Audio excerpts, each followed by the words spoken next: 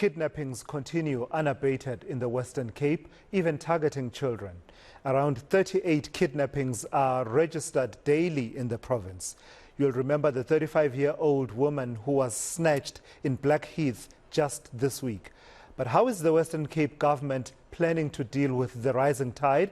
eNCA senior reporter Ayesha Ismail has been tracking the story and joins us now for an update on that situation. And Ayesha, the city of Cape Town, I understand, has been given the green light to assist the SAPS and authorities by providing issues of intelligence and dealing with them. How exactly will that work, the city of Cape Town plugging into the issues around intelligence around these crimes?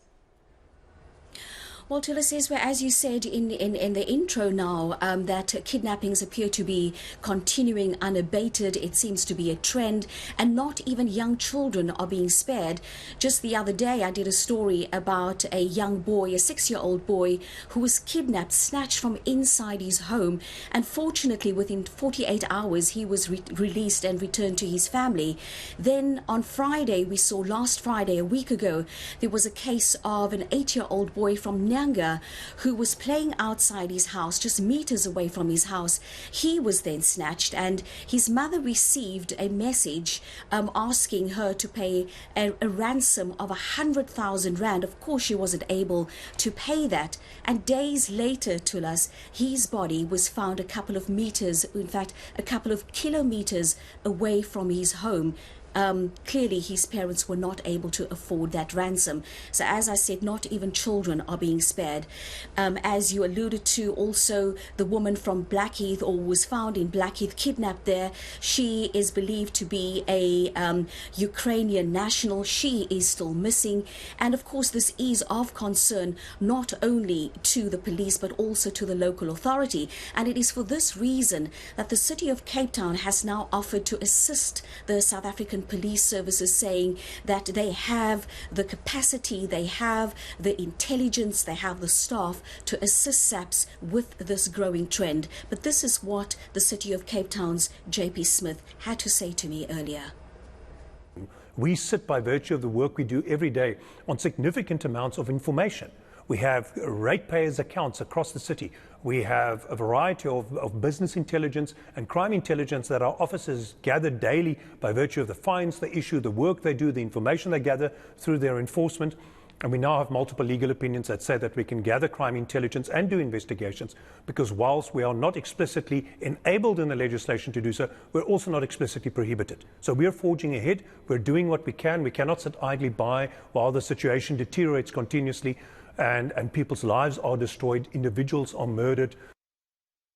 JP Smith there of the city of Cape Town, and of course part of that background to that issue, Ayesha, is that whole call for devolution of control and authority over the SAPS. But my goodness, 38 kidnappings daily in the province of the Western Cape. That's not a story you want to be associated with when you're trying to drive up investment and tourism. And tourism is part of the mainstay of your economy.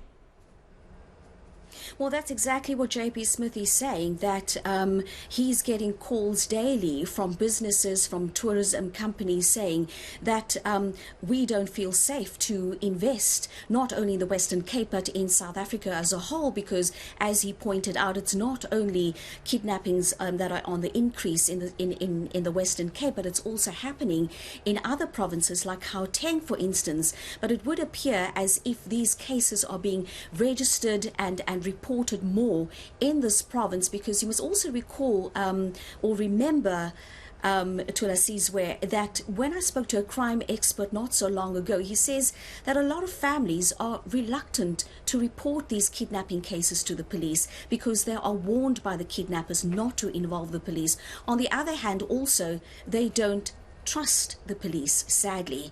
But JP Smith says that they've offered their assistance to the South African Police Services. He says he has written to the National Police Commissioner, and he says he received a positive response.